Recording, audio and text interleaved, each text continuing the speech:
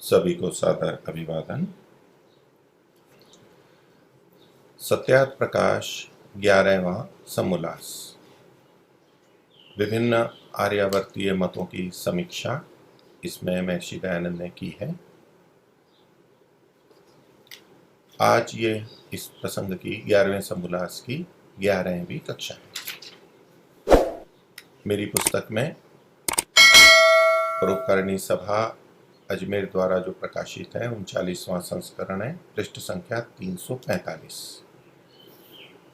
क्रमशः जो पढ़ रहे हैं वो इसको स्मरण रख ही रहे होंगे, और जो अन्य लोग हैं जो पहली बार जुड़ते हैं या बीच में से देखते हैं, तो वहाँ ये कुछ प्रसंग में आगे नवीन वेदांती और सिद्धांती का प्रसंग चल रहा है, उसके बीच में है, यहाँ से हम प्रारंभ करेंगे।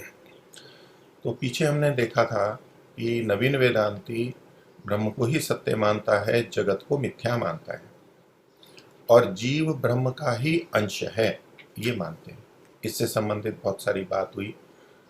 नवीन वेदांती ने अपनी बात को सिद्ध करने के लिए कुछ उदाहरण दिए, जिसमें रज्जु सर्प का था, मृगमरीचि का था, स्वप्न का था, सीपी में चांदी का रजत का आभास होता है, दिखता है, ये था इत्यादि। ये बहुत सारी बातें कही थी, और उन उदाहरणों को महर्षि ने वहां पर निषेध किया था कि तुम्हारे दृष्टांत व्यर्थ है, इससे तुम्हारी बात सिद्ध नहीं होती है।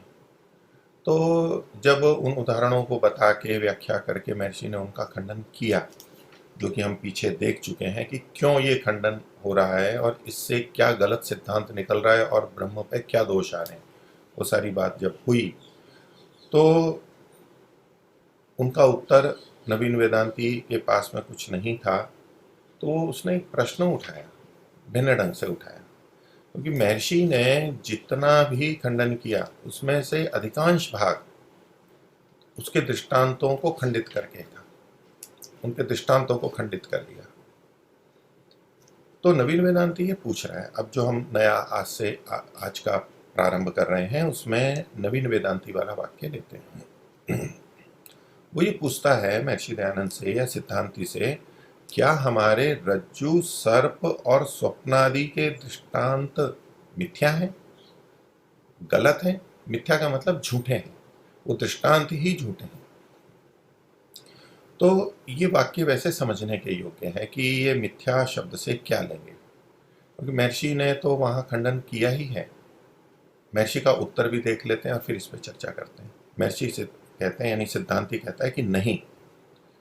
पूर्व पक्षी ने पूछा था क्या मेरे दृष्टांत मिथ्या हैं, तो कहते कि नहीं, मिथ्या दृष्टांत मिथ्या नहीं है, जबकि अभी खंडन करके आए हैं उन दृष्टांतों का। तो एक तरफ उनका खंडन किया और ये पूछ रहा है मिथ्या है क्या, तो कहते हैं कि नहीं है, मिथ्या नहीं है। मिथ्या नहीं है तो फिर क्या है? सत्य है।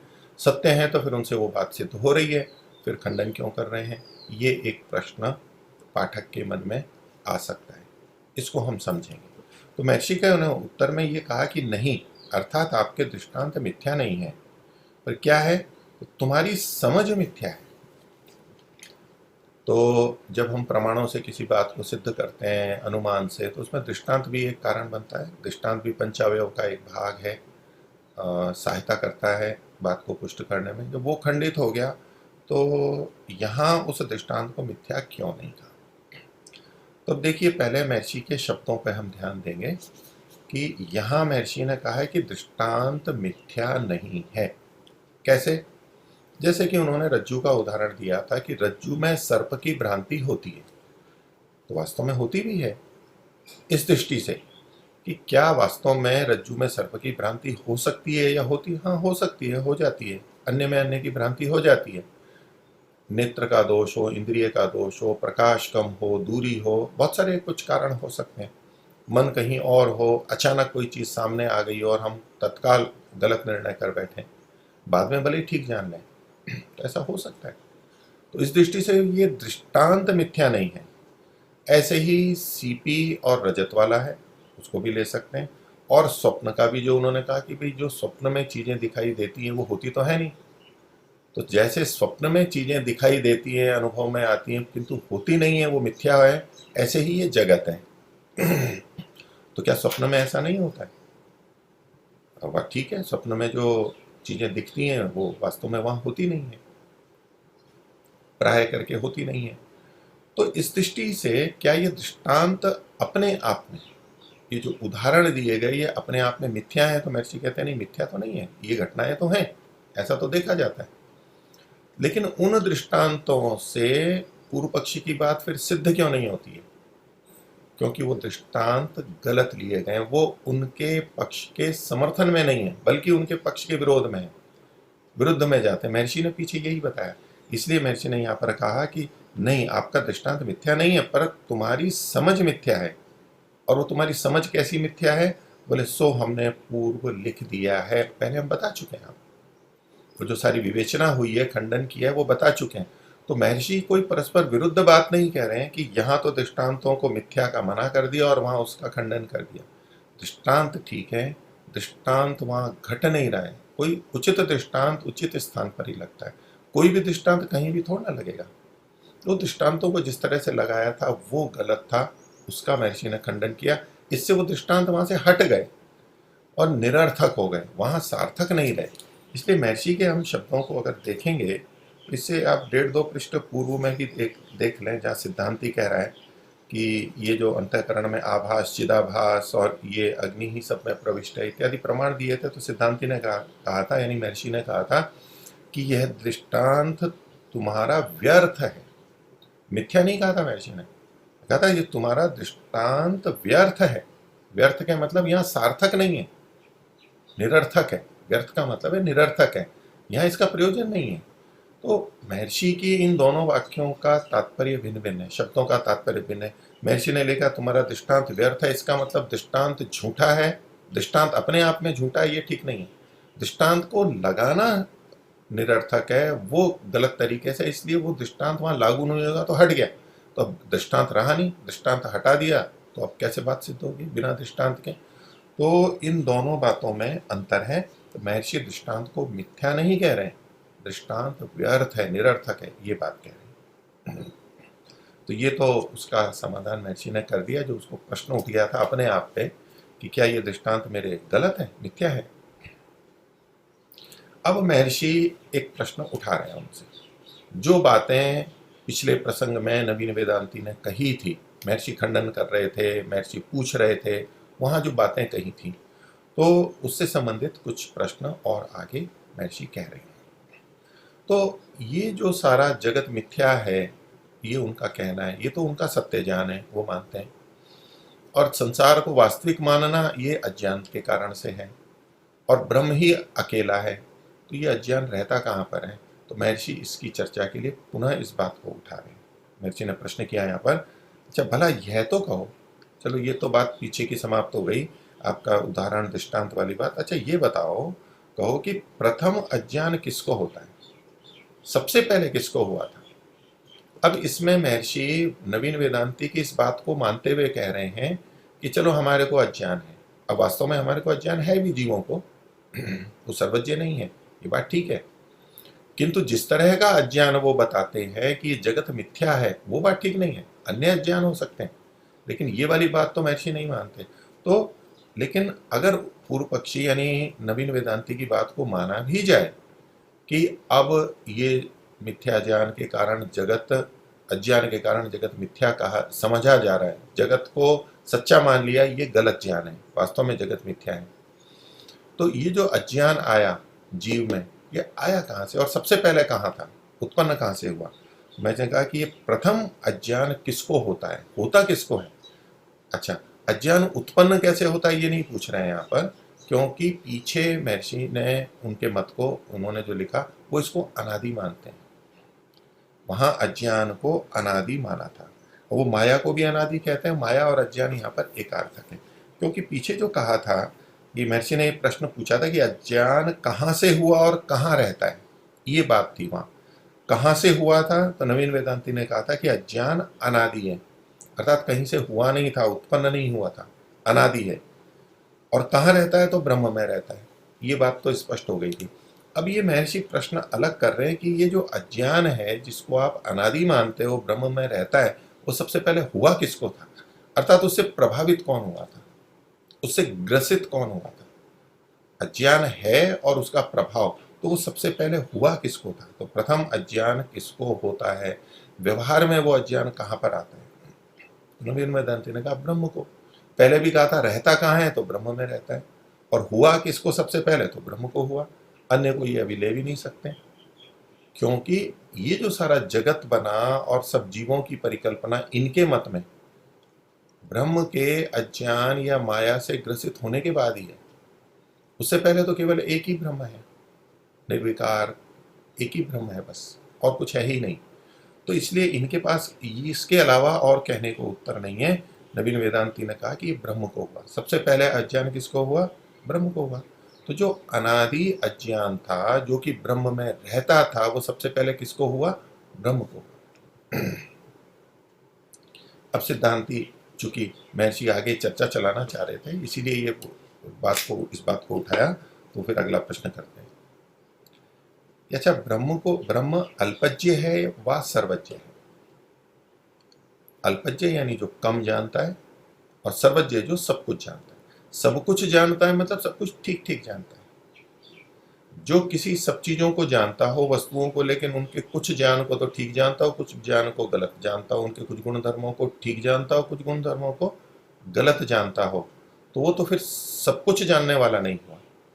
कुछ उसके गुण धर्म को नहीं जानता, वस्तु को तो जानता है लेकिन उसके कुछ गुण धर्म को नहीं जानता, तो वो सर्वज्ञ नहीं कहलाता। तो सर्वज्ञ शब्द में सब वस्तुओं का, उनके समस्त गुण धर्मों का ठीक ठीक ज्ञान होना, ये अंतर्भावित है। तो पूछ रहे हैं क्या परमात्मा सर्वज्ञ है, ब्रह्म सर्वज्ञ है अथवा अल्पज्ञ है। अल्पज्ञता यानी कम ज्ञान होना, ये हम सब अनुभव करते हैं। हमारे को कम ज्ञान है, बहुत सारा ज्ञान नहीं है। तो अल्पज्ञता भी इन्हीं दृष्टियों से देखी जाए कि हमें संसार के समस्त पदार्थों का ज्ञान नहीं है, वस्तुओं का ज्ञान नहीं है, तो इस दृष्टि से अल्पज्ञ हो गए। और जिन पदार्थों का हमें ज्ञान है, तो उनके समस्त गुणधर्मों का ज्ञान नहीं है, तो इस दृष्टि से भी अल्पज्ञता हो गई। तो ज्ञान का न होना, ये अल्पज्ञता आएगा।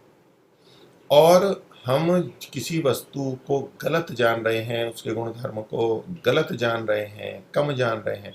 कम जान रहे हैं वो तो अल्पज्ञान में आ ही जाएगा, अल्पज्ञता में।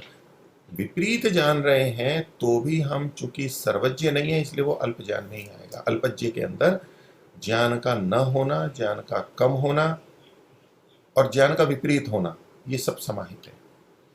तो अज्ञान जब आएगा तो अल्पज्ञता रहेगी या तो अज्ञानता रहेगी, सर्वज्ञता नहीं रह सकती।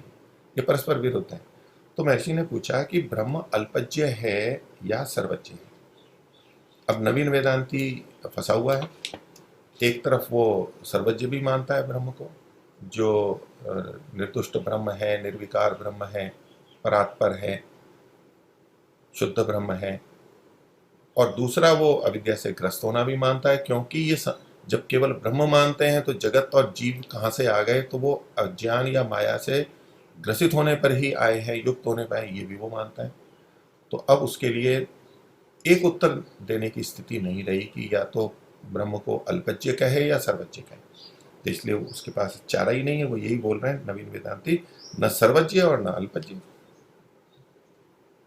अब दोनों बातें कह दी कि न तो सर्वज्ञ है न अल्पज्ञ है, फिर है क्या।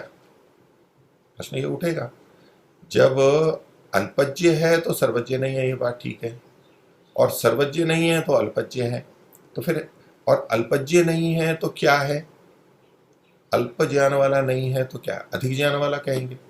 तो यदि दोनों बातों को घटा दें कि सर्वज्ञ भी नहीं है और अल्पज्ञ भी नहीं है, तो सर्व मतलब तो हो गया 100%, अल्प हो गया 50 या 50 से कम, 10-20%, 40% ज्ञान है तो वो अल्प ज्ञान है।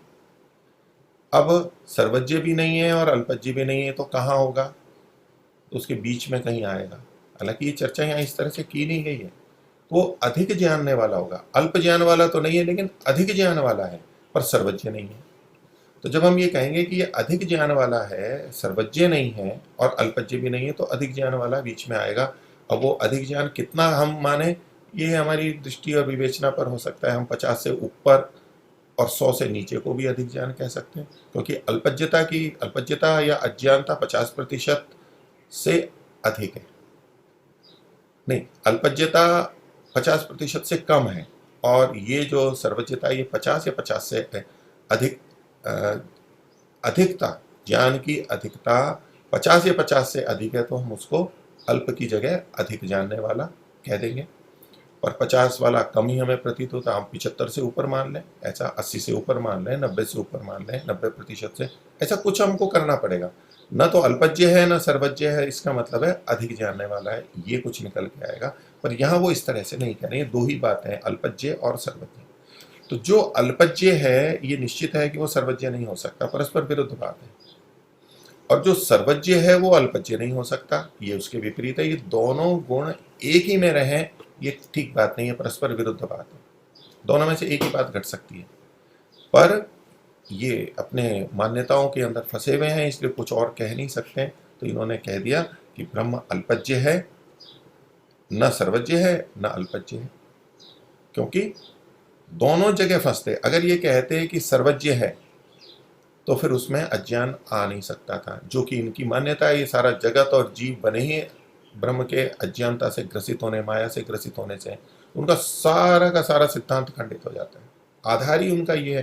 तो ये नहीं कह सकते कि परमात्मा सर्वज्ञ। सर्वज्ञ कहते ही अज्ञानता आ जाएगी, अज्ञानता से ग्रसित न होना आ जाएगा, सारा सिद्धांत जाएगा। और यदि वो अल्पज्ञ कहते हैं तो फिर दूसरी तरफ वो शुद्ध ब्रह्म को सर्वज्ञ भी मानते हैं, तो वो ठीक नहीं होगा। तो नवीन वेदांति ने कहा न सर्वज्ञ और न अल्पज्ञ, क्योंकि अब कारण भी ये अपना विचित्र बताते हैं। एक तो सामान्य रूप से कारण है, इस विशेष रूप से कारण क्या बताते हैं, क्योंकि सर्वज्ञता और अल्पज्ञता उपाधि सहित में होती है। अब इनका देखो सिद्धांत देखिए। एक तो ब्रह्म शुद्ध ब्रह्म है, जो कि इस प्रपंच में नहीं पड़ता है, सब परे से परे, परात पर शुद्ध ब्रह्म है। और ब्रह्म का एक भाग है जो कि अविद्या से ग्रसित होता है, जो कि जगत रूप में या जीव रूप में आता है। ऐसे करके वो उसको दो भाग मानते हैं। तो ये कह रहे हैं कि क्यों ये जो अविद्या से ग्रस्त होता है, फिर अंतःकरण से युक्त होता है, ये उपाधि से युक्त होना होता है। तो ये कह रहे हैं कि ये जो सर्वज्ञता का कथन है या अल्पज्ञता का कथन है, ये उपाधि सहित में ही होता है। अब इसके लिए कोई प्रमाण नहीं दिया इन्होंने, इनका कथन है, बस वो प्रस्तुत कर दिया। तो जो उपाधि से युक्त होता है, इनकी दृष्टि में जो अंतःकरण आदि से युक्त है वो उपाधि से युक्त है, जो अज्ञान से युक्त है वो उपाधि से युक्त है, जो शरीर से युक्त है वो उपाधि से युक्त है, वो ही सर्वज्ञ और अल्पज्ञता से युक्त हो सकता है। ये इनका कथन है। तो इसमें आधा भाग तो ठीक है कि वो अल्पज्ञता से युक्त होगा, किंतु जो उपाधि से युक्त है, अंतःकरण से युक्त है, वो सर्वज्ञ तो नहीं हो सकता है। सर्वज्ञता उसकी वैसी नहीं हो सकती जो पूर्णता वाली सर्वज्ञता है, अधिकता हो सकती है। पर इन्होंने कहा क्योंकि सर्वज्ञता और अल्पज्ञता उपाधि सहित में ही होती है, उपाधि सहित में होती है। अब सिद्धांति पूछ रहा है, महर्षि पूछ रहे हैं, अच्छा ये उपाधि से सहित कौन हुआ है? अज्ञान ब्रह्म में रहता है, ब्रह्म को हुआ, ये पहले पूछ चुके हैं। तो बोले ये जो सर्वज्ञता अल्पज्ञता आप दोनों जिसमें होती है उपाधि सहित में, तो ये उपाधि से सहित है कौन? उनके मत में यही है, उन्होंने उत्तर दे दिया ब्रह्म है, ब्रह्म उपाधि से सहित युक्त होता है। तो सिद्धांति अब कह रहे हैं कि इसका मतलब क्या हुआ, तो ब्रह्म ही सर्वज्ञ और अल्पज्ञ हुआ, क्योंकि इसने ये कह दिया कि जो उपाधि से सहित है वही सर्वज्ञ और वही अल्पज्ञ होता है, ये कथन कह दिया। और उपाधि से सहित कौन है, तो ब्रह्म है, ये भी कह दिया। अब महर्षि ने उनकी बात को कर लिया, देखो आपके कथन में कैसे विरोध आ रहा है। तो कह रहे हैं कि तो इसका मतलब ये हुआ आपके कथन का कि उपाधि सहित सर्वज्ञ और अल्पज्ञ है और वो ब्रह्म ही है, तो ब्रह्म ही सर्वज्ञ और अल्पज्ञ हुआ, ये आपके मत में निकल के आएगा। तो यदि ऐसा है तो तुमने सर्वज्ञ और अल्पज्ञ का निषेध क्यों किया था? क्योंकि पीछे जब पूछा था कि ये अज्ञान किसको होता है, ब्रह्म सिद्धांत की ये ब्रह्म अल्पज्ञ है या सर्वज्ञ है, उसने कह दिया था ना सर्वज्ञ है ना अल्पज्ञ। तो वही ब्रह्म जब उपाधि से ग्रस्त होता है तो और सर्वज्ञ और अल्पज्ञ होता है उन्हीं के कथन के अनुसार, तो इसका मतलब ब्रह्म ही तो सर्वज्ञ और अल्पज्ञ हुआ है, तो आपने पहले निषेध क्यों किया? ये परस्पर विरोध को, उनके कथन को, वदतो व्याघात वाली बात जो पीछे भी कही थी महर्षि ने, ये परस्पर विरुद्ध कथन हो गया आपका। ये प्रश्न आदि करके व्यक्ति की बात निकाल के उनके कथनों में जहां भी कोई गलत बोल रहा होगा, गलत सिद्धांत की पुष्टि कर रहा होगा, वहां इस तरह की परस्पर विरुद्ध बातें आ ही जाएंगी। और उसको ढूंढने का तरीका भी यही है कि हम उससे कुछ बुलवाएं, उससे कहलवाएं, वो लिखे, तो उसमें फिर हम दिखा सकते हैं कि देखो ये गलत बात बोल रहे हो, परस्पर संगति नहीं है, परस्पर विरुद्ध बात बोल रहे हो। तो महर्षि ने इस बात को निकलवा लिया। अब आगे कहते हैं, महर्षि स्वयं कल्पना करके बोले कि आप अगर ऐसा समाधान दो तो, कि जो कहो कि उपाधि कल्पित अर्थात मिथ्या है, क्योंकि ये जो उपाधि है ये भी तो अपने आप में मिथ्या है, कल्पित है। कल्पित है मतलब मिथ्या, ऐसे ही मन गणंत है, मन से बना ली गई है। क्योंकि नवीन वेदांतियों के मत में यदि उपाधि को सच मान लिया जाए तो फिर तो दूसरी चीजें भी सच हो जाएंगी, और केवल जो ब्रह्म सत्य है उनका वो कथन खंडित हो जाएगा कि ब्रह्म के अतिरिक्त जो उपाधि है वो भी सच है। अब देखिए, ये उपाधि को सच तो मानते हैं,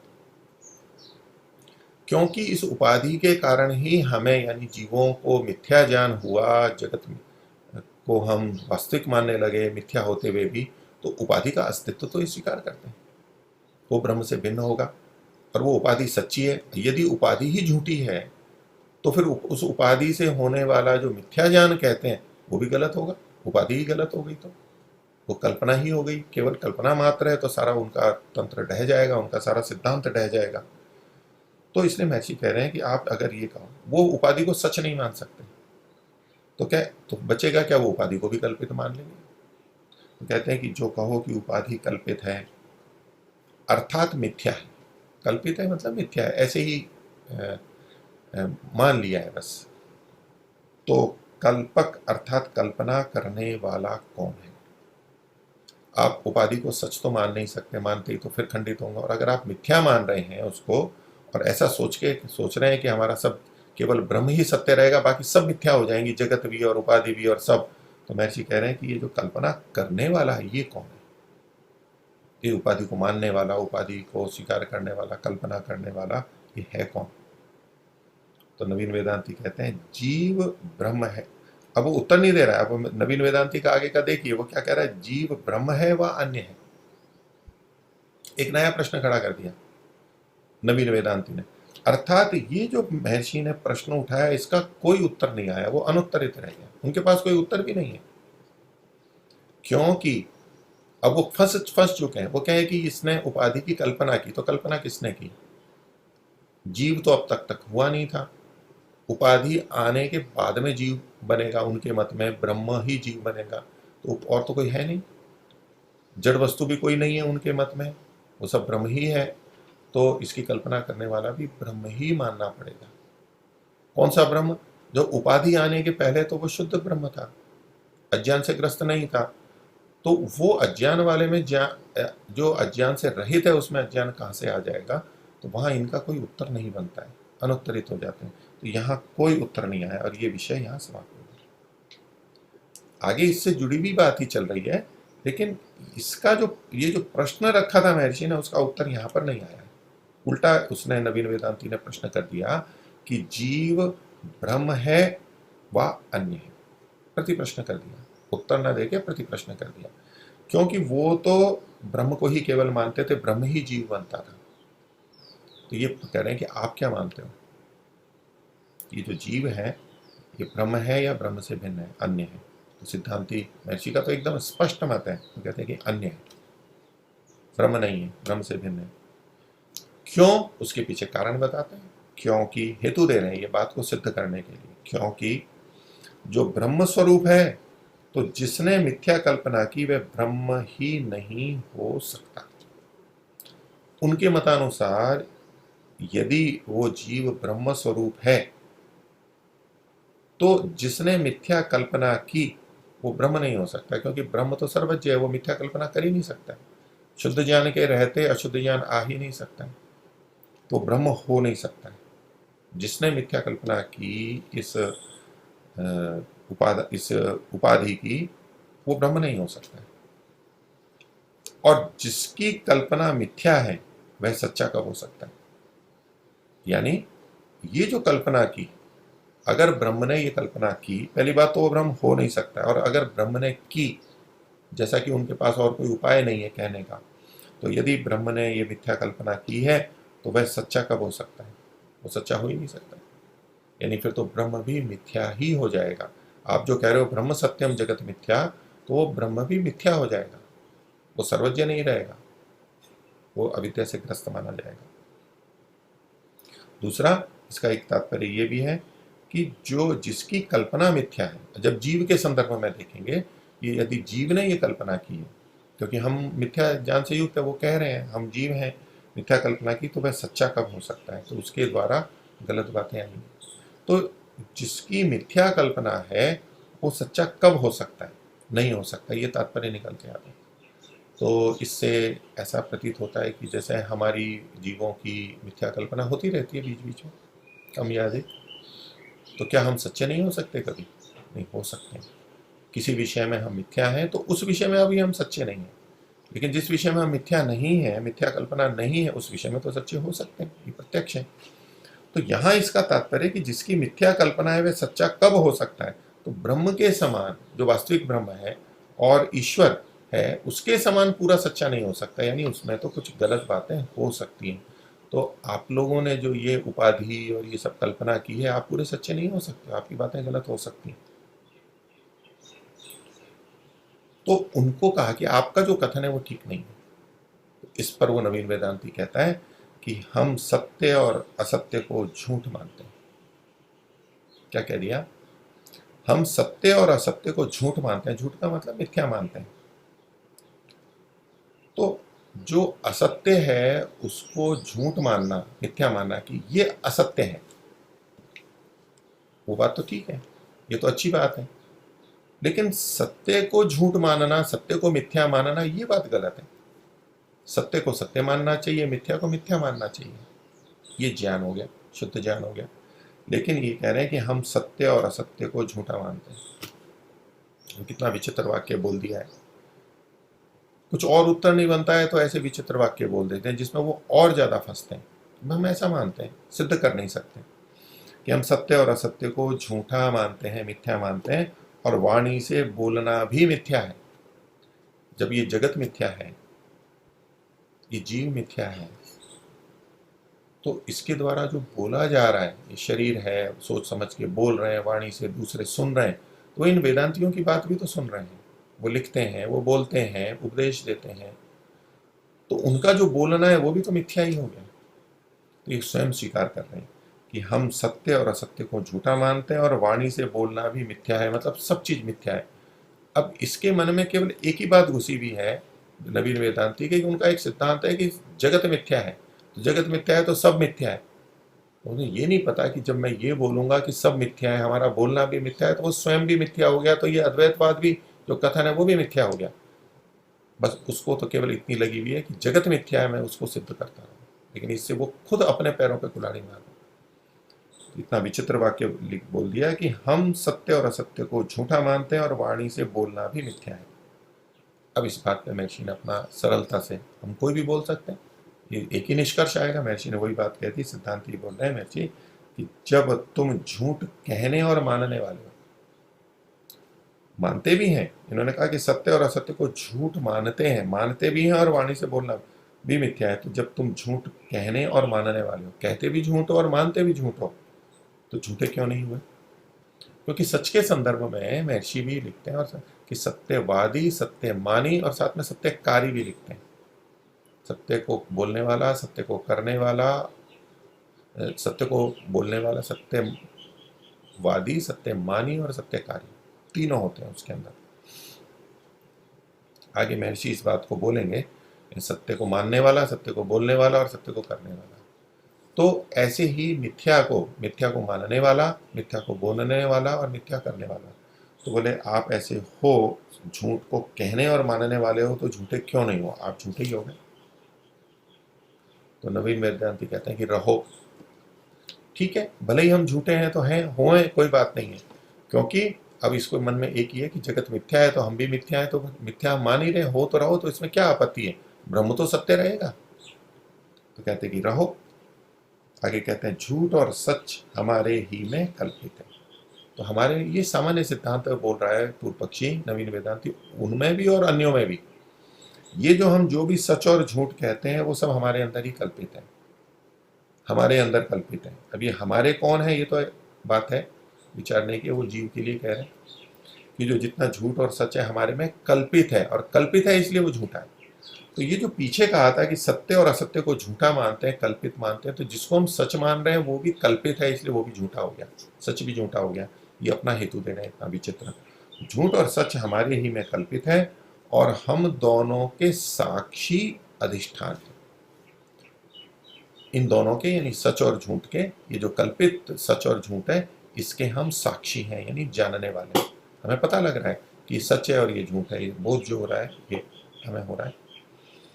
और अधिष्ठान है यानी वो हमारे में ही है।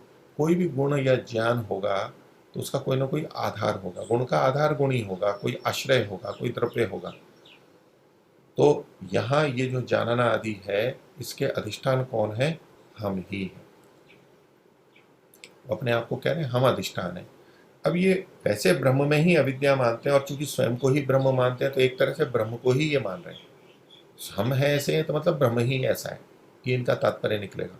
लेकिन दिखने की दृष्टि से कि ब्रह्म एक अलग था, वो उपाधि या विद्या से माया से ग्रस्त हुआ और अब गलत जानता है, तो अब ये वाला जो है जिसको कि जीव कहते हैं उसमें ये दोष है, जो शुद्ध ब्रह्म है उसमें ये दोष नहीं है, ऐसा फिर ये कहने लगते हैं। आगे महर्षि कहते हैं कि सिद्धांति के नाम से कि जब तुम सत्य और झूठ के आधार हुए, नवीन वेदांती ने पीछे कहा था कि हम दोनों के साक्षी, दोनों मतलब सच और झूठ के साक्षी और अधिष्ठान है। अधिष्ठान और आधार एक ही बात है। उसी को लेकर महर्षि कह रहे हैं कि जब तुम सत्य और झूठ के आधार हुए तो साहूकार और चोर के सदृश तुम ही हुए। तो वो तो एक ही तत्व को मानते हैं, ब्रह्म, और ब्रह्म ही जीव बन गया और वो ही सत्य और झूठ है। तो जैसे सत्य और झूठ दोनों हो गए, तो दृष्टांत के लिए महर्षि कह रहे हैं कि साहूकार और चोर भी दोनों तुम ही हुए। साहूकार जो एक सत्य का प्रतीक है, चोर जो कि झूठ का प्रतीक है। तो जितना भी कुछ है साहूकार और चोर के सदृश भी तुम ही हुए, दोनों के दोनों तुम हुए। तो इससे तुम प्रामाणिक भी नहीं रहे, तुम्हारा कोई प्रमाण नहीं है। जब आप अपने आप को स्वयं ही सच और झूठ का आधार बना रहे हो, और जितना भी सच और झूठ है, सत्य और असत्य है, वो सब उसको भी आप मिथ्या मानते हो और अपनी वाणी से बोलने को भी मिथ्या मानते हो, तो इससे तुम प्रामाणिक नहीं रहे। तुम्हारी बात खंडित होती है, गलत है, वो तो बता ही दिया, लेकिन जिस तरह से तुम कह रहे हो तो तुम प्रामाणिक नहीं रहे।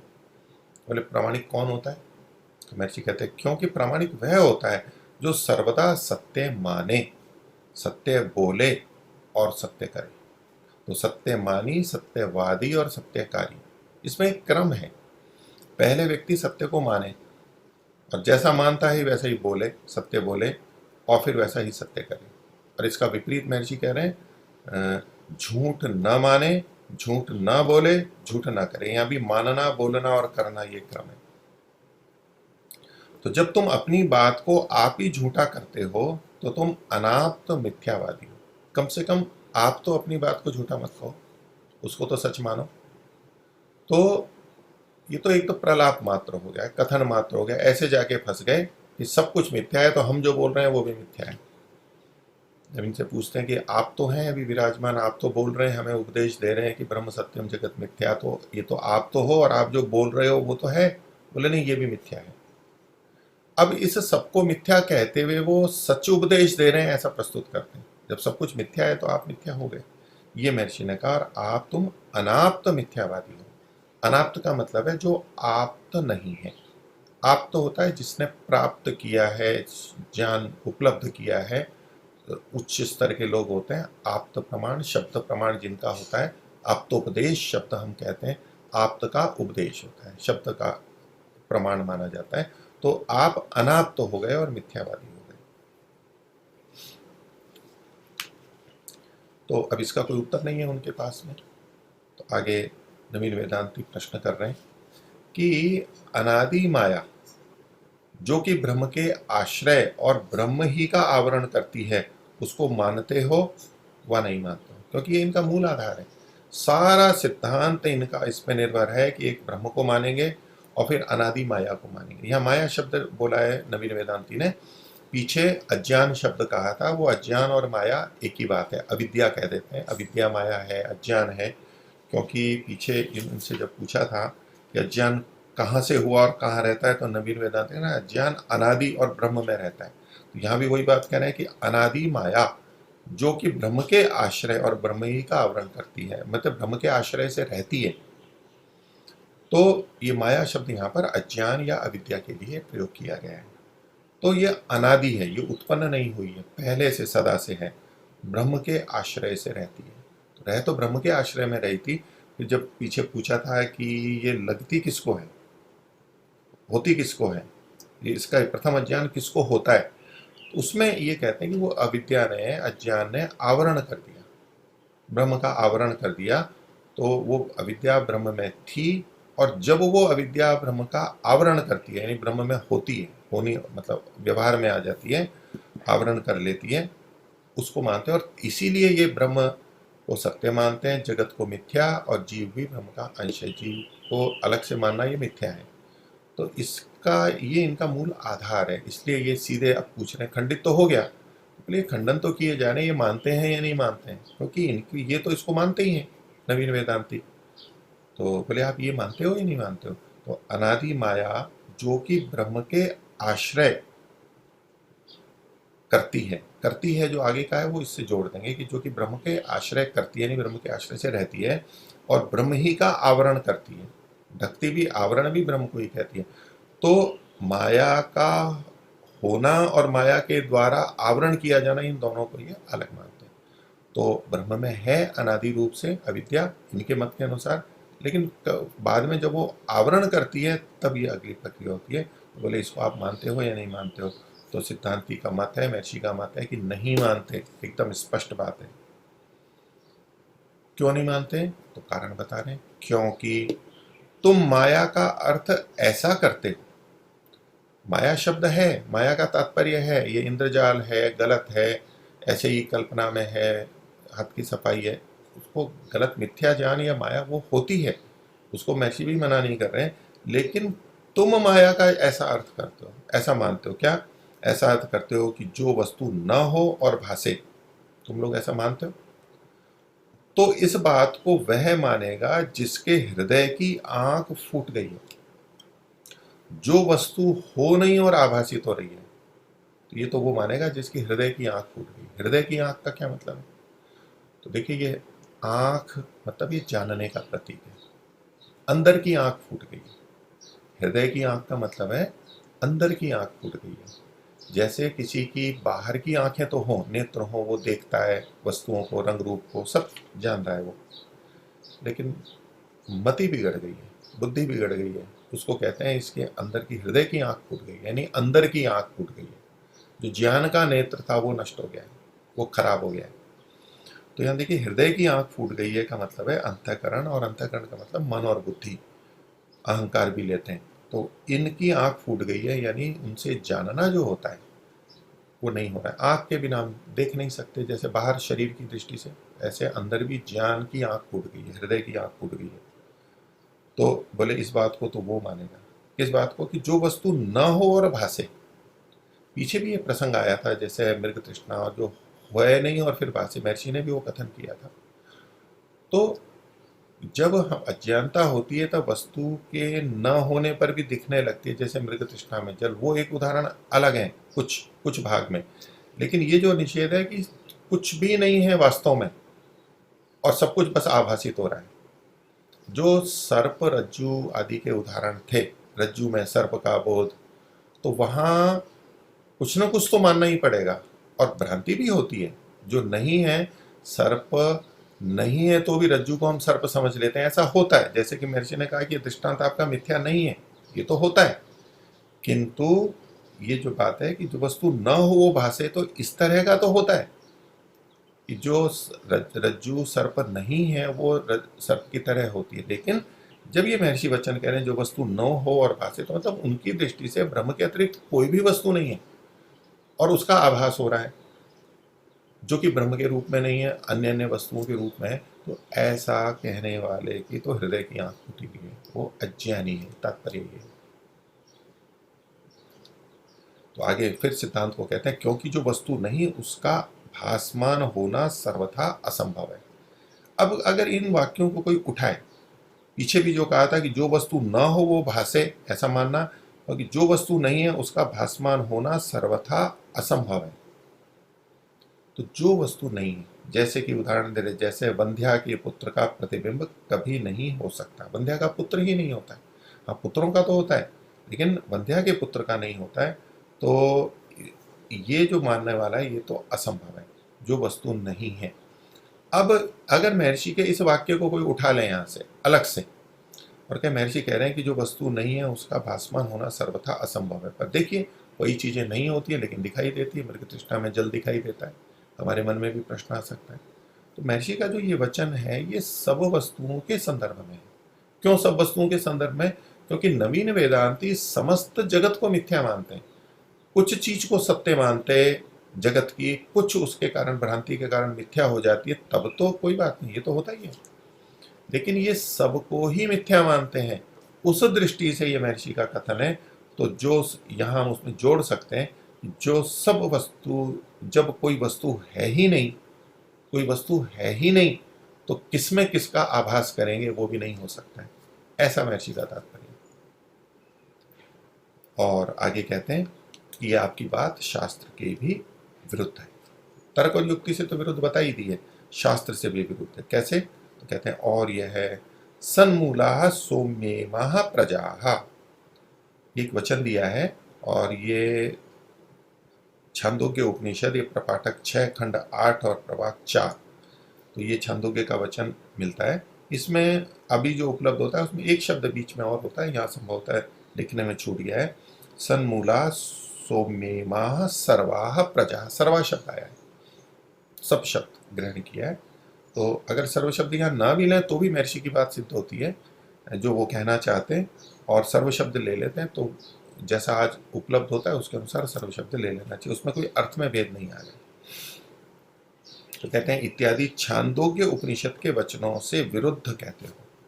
तो छांदोग्य एक उपनिषद है जो कि प्रमाण के रूप में मानी जाती है, आर्ष ग्रंथ है, ऋषिकृत ग्रंथ है, और उसमें क्या कहा गया है कि इसका अर्थ देखते हैं कि हे सौम्य, आप शिष्य को कह रहे हैं, गुरु बता रहे हैं, हे प्रिय, हे सौम्य, इमाह प्रजा, ये प्रजा यानी ये सारी प्रजा, इमाह सर्वा प्रजा सन्मूला, सतमूला, इसका जो मूल है, कारण है, वो सत्तात्मक है, सत है। सत है मतलब सत्य है, उसकी सत्ता है, अभाव नहीं है, शून्य से नहीं है ये। तो इसको आप पूरे के पूरे को जो मिथ्या मान रहे हो, इसका कोई आधार नहीं है, ब्रह्म तो ये बन नहीं सकता है, तो ये इसका कोई भी आधार आप दूसरा नहीं मान रहे हो, ये बात आपकी गलत है और ये शास्त्र के विपरीत जाती है। छंदोग्य आदि उपनिषद, छंदोग्य उपनिषद, और इसी तरह और भी वचन मिल सकते हैं छंदोग्य में और अन्य उपनिषदों में भी। तो सतमूलक होता है, चकार्य जगत का कुछ भी उत्पन्न हुआ है उस, वो जिससे बना है वो सत्तात्मक है, उसकी सत्ता है, वो भाव है। जब ये नवीन वेदांती ये कहते हैं कि ये जगत मिथ्या है, तो ये उसको अभाव मान रहे हैं, प्रतीत हो रहा है, बस है नहीं, है तो ब्रह्म ही। तो ब्रह्म को ही ये उपादान कारण मान लेते हैं, उस रूप में तो वो सत मानते हैं, लेकिन ब्रह्म तो ये जड़ बन नहीं सकता है। तो इसलिए ब्रह्म से भिन्न अगर कुछ भी नहीं है तो ये ऐसी चीजें बन नहीं सकती हैं। तो इसलिए उस जड़ अभाव के, जड़ वस्तु के मूल कारण के अभाव से ये उत्पन्न जड़ वस्तु में नहीं हो सकती, यानी अभाव से भाव की उत्पत्ति नहीं हो सकती, सत से, भाव से, सत्ता से ही होगी। ये वचन हुआ कि सन्मूला सौम्य इमाह सर्वाः प्रजा, सारी प्रजा। अब प्रजा शब्द का तात्पर्य व्यापक रूप से हम ले सकते हैं कि एक तो प्रजा का तात्पर्य है कि जो मनुष्य आदि हैं, मनुष्य हैं, ये प्रजा होगी, जैसे राजा की प्रजा है, ऐसे ही अन्य प्राणियों को भी हम इसमें ले सकते हैं। तो जो प्रकर्ष रूप से उत्पन्न होते हैं, अच्छी तरह विशेष योजना से, ऐसे सुंदर या अच्छे या व्यवस्था वाले शरीर से युक्त होते हैं, वो प्रजा कहलाते हैं। प्रकर्ष रूप से उत्पन्न होते हैं, अच्छी तरह उत्पन्न होते हैं, किए जाते हैं वो प्रजा कहलाएंगे। तो मनुष्य और मनुष्येतर समस्त जीव जंतु इस प्रजा के अंतर्गत लिए जा सकते हैं। मनुष्य तो लिया ही जा सकता है, लेकिन अगर इसको हम थोड़ा और व्यापक कर दें स्वतंत्र रूप से, तो संसार की जो अन्य वस्तुएं हैं वो भी प्रकर्ष रूप से उत्पन्न हुई है। ये हम इसका अर्थ ऐसा लेंगे, अर्थ को अर्थ लेंगे, जब यौगिक अर्थ लेंगे कि ये शब्द कैसे उत्पन्न हुआ, तो उसमें जो उत्पन्न हुआ है वो प्रकर्ष रूप से हुआ है, वो प्रजा कहलाएगा। तो सूर्य भी उत्पन्न होता है, पृथ्वी भी उत्पन्न होती है, महाभूत उत्पन्न होते हैं, और जितनी भी चीजें हैं जो कार्य जगत है वो सब उत्पन्न होता है, और वो अच्छी तरह बना हुआ है, तो उस सबको भी हम प्रजा में ले सकते हैं। तो वो सब भी सत से ही होता है, असत से कभी भी नहीं होता, अभाव से नहीं होता।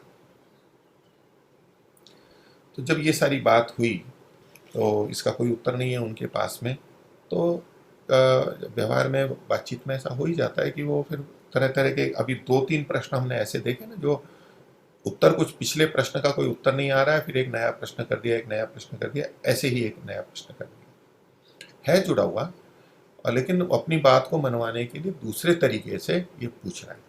नवीन वेदांती कहते हैं, क्या तुम वशिष्ठ, शंकराचार्य आदि और निश्चल दास पर्यंत से अधिक पंडित हो? अब ये एक भावनात्मक बात आ जाती है कि ये जो महापुरुष हुए हैं, ऋषि हुए हैं, आप उनसे ज्यादा जानते हो क्या, कि जो आप उनकी बात का खंडन कर रहे हो?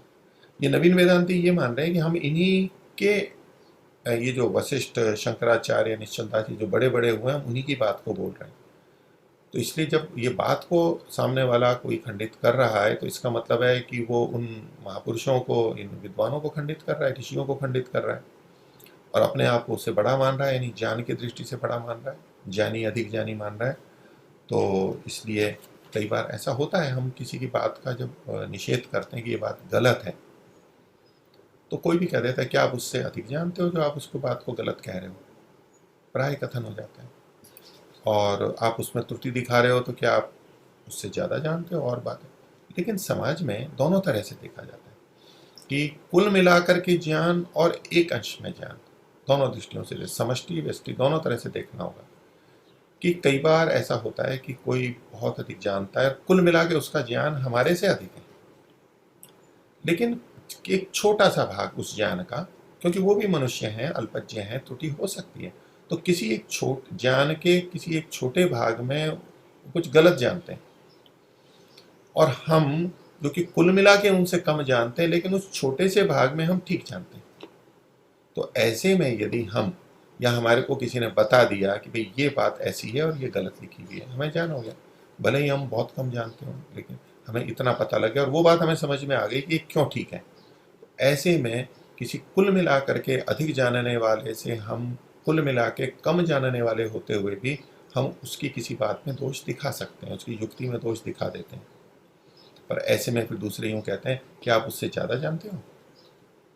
तो अब इसका दो तरह से अर्थ है, एक है कि कुल मिला के आप क्या उनसे बड़ा जानते हो, ज़्यादा जानते हो, तो दूसरा व्यक्ति कहेगा नहीं, हम, मैं ऐसा तो नहीं कह रहा हूँ कि मैं उनसे सब चीज़ों में ज़्यादा जानता हूँ, लेकिन इतने अंश में, ये तटस्थ कथन होगा निरपेक्ष भाव से कि मैं केवल इस अंश की बात कर रहा हूँ, मैं कुल मिला के ये नहीं कह रहा हूँ कि मैं उनसे ज़्यादा जानकार हूँ।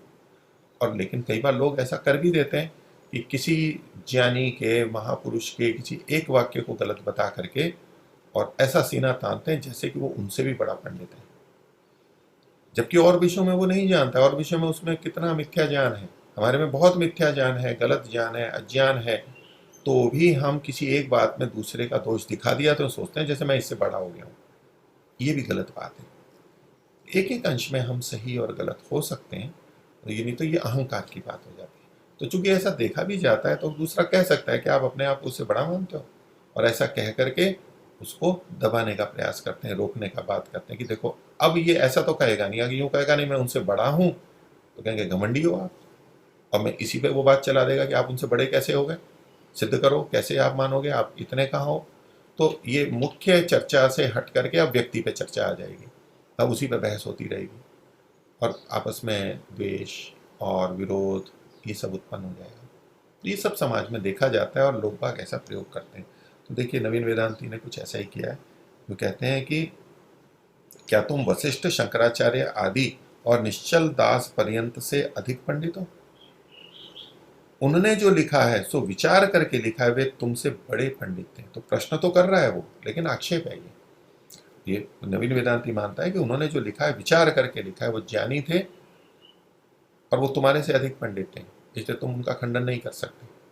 अब ये जो नवीन वेदांती बोल रहा है और जो चर्चा कर रहा है, ये तो खंडन कर नहीं पा रहा है, लेकिन वो ये मानता है, उसके मन में श्रद्धा है, ऐसा विचार है, भावना बनी हुई है कि वो शंकराचार्य आदि ठीक जानते थे और उनकी बात गलत नहीं है, वो स्वीकार नहीं कर पा रहे। ऐसा बहुत बार होता है, हम आपस में एक दूसरे की बात का जब निषेध करते हैं कि बात ठीक नहीं है, और वो बात हमने जहाँ से ली होती है, चाहे किसी महापुरुष से, किसी शास्त्र से, किसी अपने बुजुर्ग से, तो हमें लगने लगता है कि ये तो फिर वहाँ से ही गलत, वही व्यक्ति गलत हो गया, तो क्या ये वो व्यक्ति गलत हो गया। पर हम भावना से उस व्यक्ति को चूंकि विश्वास रखते हैं, उसकी बहुत सी बातें अच्छी भी थी, इसलिए वो हम मान लेते हैं, तो हमें व्यक्ति पे पहुंच जाते हैं और हमें उस बात को मानने में बड़ा कष्ट हो जाता है। ऐसा करूंगा तो उनका अपमान हो जाएगा, मैं उनको गलत सिद्ध करूंगा। नहीं, व्यक्ति गलत नहीं होता है, वो एक बात की केवल एक विषय, छोटा बिंदु है जिसको कि गलत हम किया कर रहे हैं। अब ऐसा विज्ञान के युग में भी होता है, वैज्ञानिकों के बीच में भी होता है। पूर्व के कितने वैज्ञानिक हैं जो उन्होंने खोज की, वो बड़े प्रतिष्ठित रहे, बहुतों ने उनके अनुसार अनुसंधान किया और नोबेल पुरस्कार भी मिले, और भी बहुत सारी बातें। लेकिन आगे नवीन आगे के वैज्ञानिकों ने खोजा करा, उसमें परिवर्धन किया, संशोधन किया, कहा कि नहीं ये सिद्धांत गलत था, परिपूर्ण नहीं था, उसमें ये और जुड़ना चाहिए, इसको ये ऐसा था। तो इससे वो उस व्यक्ति की या उस वैज्ञानिक की निंदा नहीं कर रहे होते। हमें निंदा समझनी नहीं चाहिए, जो निंदा करे तो वो ठीक नहीं है, गलती होती है, किसी से भी होती है। उन्होंने उस समय में जब और दूसरे कुछ नहीं जान रहे थे, कोई सिद्धांत दिया, उसको कुछ बनाया बताया, उससे कुछ व्यवहारिक प्रयोग भी हो गए, अब बाद वाली पीढ़ी ने ठीक कर लिया उसको। तो कभी भी इस ज्ञान चर्चा में व्यक्ति को ला करके नहीं करते। व्यक्ति को ला करके हम भावनात्मक खेल खेलने लगते हैं कि क्या आप उससे भी बड़े हो, क्या आप उससे भी बड़े हो, और ग्रंथ को ले आते हैं बीच में कि क्या आप उस ग्रंथ से अपने को ज़्यादा मानते हो। तो ग्रंथ और ग्रंथ के लिखने वाले वो सब बातें आ जाती हैं। तो ऐसा इन्होंने किया, तो यहाँ पर ये तो अपने आप को ठीक ही मानते हैं। अब इसमें वशिष्ठ एक ऋषि हुए, शंकराचार्य जी, मतलब ये आदि शंकराचार्य से की तरफ संकेत है इनका, और एक निश्चल दास नाम लिखा हुआ है। ये निश्चल दास जी, ये साधु निश्चल दास जी, ये स्वामी निश्चल दास जी, ये वेदांती थे। तो ये इन्हीं की नवीन वेदांती की मान्यता में ही रहे हैं, और ये अधिक पुराने नहीं हैं। ये 1791 ईस्वी से 1863 ईस्वी का काल इनका माना जाता है। और एक दो इनके निवास का दो बातें हैं, कुछ इनको रोहतक का मानते हैं, रोहतक में किरोहली कोई गांव है वहाँ का मानते हैं, और कुछ लोग इनको हिसार, हिसार में हासी तहसील और उसमें कंगड़ ऐसा कोई गांव है उसको मानते हैं। दहिया गोत्र के ये थे। तो ये वेदांती थे। तो इनको भी ये जो अभी जो बोल रहा है नवीन वेदांती, जो कि महर्षि दयानंद के सामने बैठा है, महर्षि दयानंद का काल तो इसके बाद का था, वो निश्चल दास पर्यंत, निश्चल दास को वो अंतिम इस विषय का वेदांती मानते हैं। उनके ग्रंथ भी मिलते हैं। तो बोले क्या इन सबको आप कम मानते थे, आप अपने को इनसे बड़े पंडित मानते थे? तो लिखते हैं कि हम वेद तुम्हारे से अधिक पंडित थे। अब ये प्रश्न चूंकि भावनात्मक आ जाता है, इसलिए सीधे उत्तर हाँ या ना देते कुछ नहीं बनता है, क्योंकि हमें पता है उसने अच्छा जाल फेंका है कि हम कहेंगे कि नहीं वो तो हमारे से ज़्यादा जानते थे, मैं तो कहाँ, मैं तो छोटा सा हूँ। तो तुरंत कह देगा फिर बोल क्यों रहे हो, उनकी बात का खंडन क्यों कर रहे हो? उन्होंने जब ये लिखा है तो मान लो। उनको बड़ा मानते, एक तरफ बड़ा भी मानते हो, ज्ञानी भी मानते हो, और दूसरी तरफ उनकी बात मान भी नहीं रहे हो, उनकी बात को गलत कह रहे हो, ये तो ठीक नहीं है। और अगर यूं कह दिया कि हाँ मैं उनसे बड़ा पंडित हूँ, तो तुरंत कह देगा कि वो तो आप अहंकारी हो, अपने आप को ऐसा कैसे मानते हो, आप ही सबसे बड़े हो, आप ही सब कुछ जानते हो। तो इसलिए ऐसी जगह पे इसके कई चीज़ों के उत्तर नहीं दिए जाते, चुप रह गए। तो अब सिद्धांति प्रति प्रश्न कर रहा है महर्षि उनसे नवीन कि तुमको क्या दिखता है? उन्होंने कहा कि आप उनसे बड़े पंडित हो या नहीं हो, तो बोले तुमको क्या दिखता है? तो नवीन वेदांती कहता है हमको तो वशिष्ठ, शंकराचार्य और निश्चल दास आदि अधिक दिखते हैं, आपसे अधिक दिखते हैं। तो सिद्धांति ने कहा एक बात तो ये मान ली, पुष्टि कर ली कि वो उनसे बड़ा मानते हैं। अच्छा, पर वो तो है नहीं अभी। अब सिद्धांति कहते हैं कि तुम विद्वान हो या अविद्वान हो, बात को पकड़ा जाता है, उससे खूंटे पे गाड़ा जाता है और फिर उसके आधार पे चर्चा करते हैं। तो महर्षि दयानंद ने उससे नवीन वेदांती जो सामने थे उनसे पूछा कि तुम विद्वान हो व अविद्वान हो। अब ये भी वैसा ही प्रश्न हो गया। अब वो कहे कि मैं विद्वान हूं, तो बोले आपकी बात खंडित हो ही रही है। अविद्वान हो तो बोले आप बात क्यों कैसे कर रहे हो। तो पूछा कि विद्वान हो या अविद्वान हो। तो नवीन वेदांती ने कहा, जो कि ठीक ही उत्तर है, कि हम भी कुछ विद्वान हैं। कोई भी व्यक्ति यही कह सकता है, विद्वान है का मतलब कुछ विद्वान ही होता है। और वही उसने कहा कि मैं सर्वज्ञ तो हूं नहीं, कुछ विद्वान हूं। तो चलो अच्छा, कुछ विद्वान हो तो सिद्धांति कहते हैं कि अच्छा तो आओ बैठो, वशिष्ठ, शंकराचार्य आदि और निश्चल दास के पक्ष का हमारे सामने स्थापन करो। अब वो तो है नहीं, और आप विद्वान हो और उनकी बात को जानते हो और उनको ठीक भी मानते हो, तो आप उनके पक्ष का मेरे सामने स्थापन करो। आप और हम बैठते हैं। अब इसमें सामने वाले को खंडित कर रहे हैं तो वो तो हो जाता है, जैसे पीछे भी कर रहे थे। अब उसमें प्राचीन ग्रंथ या तो विद्वानों पर सीधे आक्षेप ने बीच में ये आ गया। सिद्धांति कह रहा है कि आप उनको ठीक मानते हो तो आप प्रस्तुत कर लो, आप सिद्ध कर दो मेरे सामने उस बात को। मैं ये नहीं कह रहा कि मैं उनसे बड़ा हूं या छोटा हूं, क्या हूं, अभी नहीं कह रहा, लेकिन आप उनको बड़ा मानते हो तो आप उनकी बात को सिद्ध कर दो। तो कहा कि अच्छा आओ, वशिष्ठ, शंकराचार्य आदि और निश्चल दास के पक्ष का हमारे सामने आप स्थापन करो। हम खंडन करते हैं क्योंकि हम उसको गलत मानते हैं। आगे कहते हैं जिसका पक्ष सिद्ध हो, जिसका भी पक्ष सिद्ध हो वही बड़ा है, उसको मान लेंगे। मैं अपने मुख से नहीं कह रहा कि मैं बड़ा हूं, मैं ये कह रहे हैं, सिद्धांति कह रहे हैं, जो सिद्ध होगा वो मान लेंगे। जो उनकी और तुम्हारी बात अखंडनीय होती, उनकी भी और तुम्हारी भी, तुम उनको मानते हो, तुम सामने हो, अखंडनीय जिसका खंडन नहीं हो सकता होती, तो तुम उनकी युक्तियां लेकर हमारी बात को खंडन क्यों न कर सकते। अब ऐसी यद्यपि कह रहे हैं कि आओ बैठो बात करो, लेकिन ये तो चर्चा हो ही चुकी है काफी। तो उसको उद्धृत करते कहते हैं कि आप उनकी युक्तियां लेते तो हमारी बात का खंडन क्यों नहीं कर सकते थे। कर सकते थे आप कर नहीं पाए हो, तो तब तुम्हारी और उनकी बात माननीय हो गए। क्यों, जब तुम उस मेरी बात का खंडन कर दोगे तो मैं तुम्हारी भी मान लूंगा और उनकी भी मान लूंगा। एक ही बात है, उनकी आपको भी मान लूंगा, उन्हीं को क्यों मानूंगा, मैं आपको भी मान लूंगा कि आप ठीक है, माननीय हो जाएगी। तो अब प्रश्न ये आता है कि वो इतने विद्वान थे और थे, तो उन्होंने ये बातें क्यों लिख दी।